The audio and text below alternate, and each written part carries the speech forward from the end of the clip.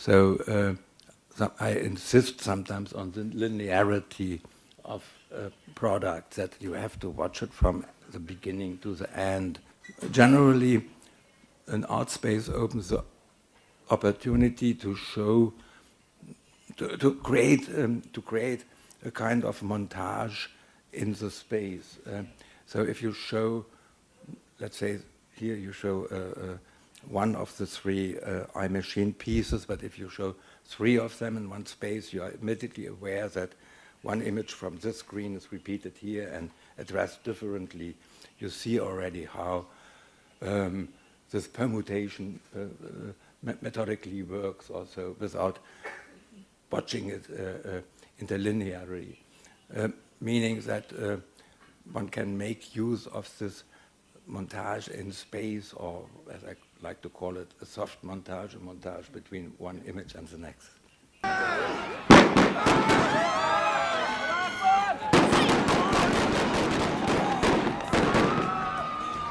Be a glitch. You stop? Yeah, it's just Yes, we did. Yeah, We we thought there was something in the middle of the road. It's just a glitch.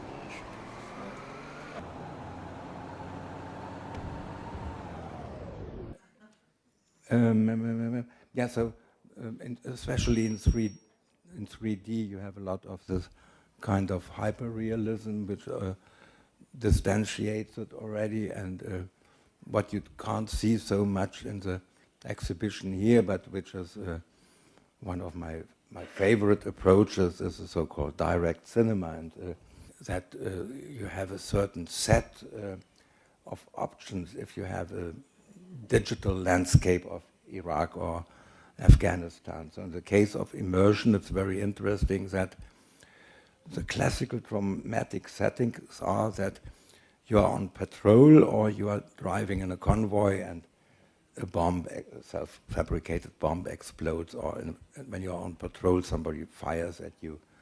And for these two settings, they have all the narrational elements. It's as if this war would be a small genre in which the producer has only props for certain effects, because other things have to be narrated. The scenario, of course, is also technically prefabricated, because they have certain elements which can be inserted and placed there for educational or therapeutical reasons.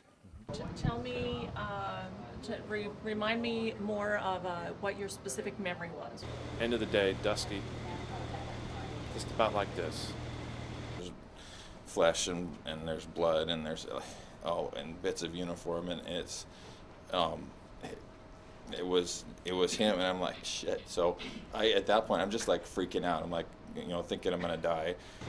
Didn't know where to shoot, didn't know where they were shooting from. It was so surreal.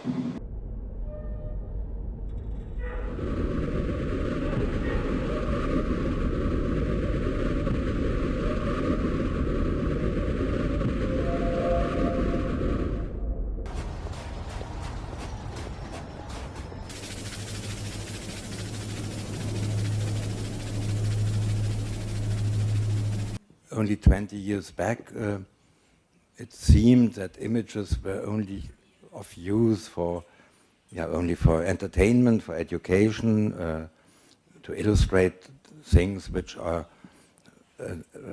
untrained mind can't imagine so easily. And then with computer industries, computer technology, all these technical images on many different levels. Sometimes they are also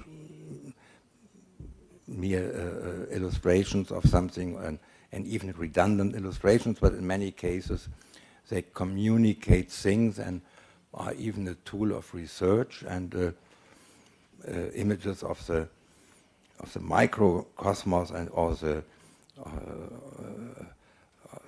of the universe were still used in science, but all the things which we can see with our eyes or with normal technical means, let's say between the close-up of a face and the block of a city, were of no interest for science.